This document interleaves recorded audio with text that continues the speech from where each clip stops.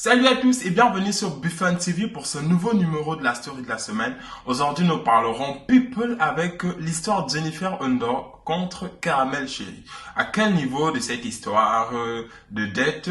Et nous irons du côté de la Côte d'Ivoire pour découvrir Les Lifeuses, une nouvelle télé-réalité avec Emma Loès, Coco Emilia, Nathalie Koa et Sui Fatem. Allez, c'est parti.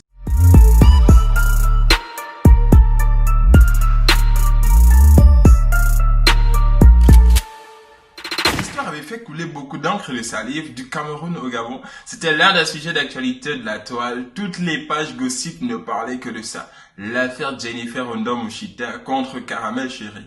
Une histoire de prêt d'argent qui a vite fini sur les réseaux sociaux parce qu'en fait Caramel Chérie avait annoncé sur son compte Snapchat que Jennifer Ondor lui devait la coquette somme de $8,000 empruntés depuis 2017. Et donc 3 ans plus tard, elle revient alors pour nous demander que dites à Jennifer de me rendre mon argent. La jeune influenceuse et cinéaste camerounaise Marie-Thérèse Yabi de son vrai nom accusait alors notre ancienne Miss Gabon de l'avoir escroqué car 3 ans plus tard, Caramel n'avait toujours pas reçu le remboursement en intégralité de son argent. Et à la suite de ces révélations, Jennifer a donné sa version des faits. Une version des faits que Caramel n'a pas hésité à rejeter en faisant un autre live où elle montrait en fait preuve par preuve avec différents éléments, que ce soit sur Snapchat, que ce soit sur son compte PayPal, pour dire que non, en fait tout ce que Jennifer avait raconté n'était que du mensonge. Elle accusait même Jennifer d'avoir trafiqué des relevés PayPal et tout ça là. Et bon, après c'est quand même gênant pour une ancienne Miss Gabon. Et donc, on se demande, mais depuis là, il n'y a pas de retour de Jennifer. Qu'est-ce qui se passe? Et à quel niveau se trouve l'histoire? Est-ce que les filles n'ont pas géré ça devant un tribunal, comme elles le disaient si bien, chacune dans leur réaction, que ça allait finir au tribunal?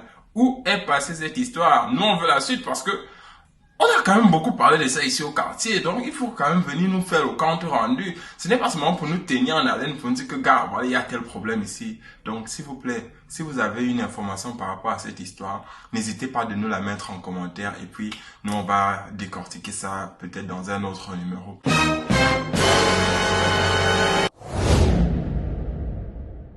On passe alors du côté de la Côte d'Ivoire. La Côte d'Ivoire, le pays de Foot-Boigny, le pays de Didier Drogba, où on va à la rencontre des Lifeuses. Les Lifeuses, cette nouvelle télé-réalité qui vous est proposée par Live TV, une nouvelle chaîne de télé en Côte d'Ivoire. Une télé-réalité qui réunira 4 divas africaines, à savoir Emma Loès, Coco Emilia, Nathalie Koa et Sui Fatem.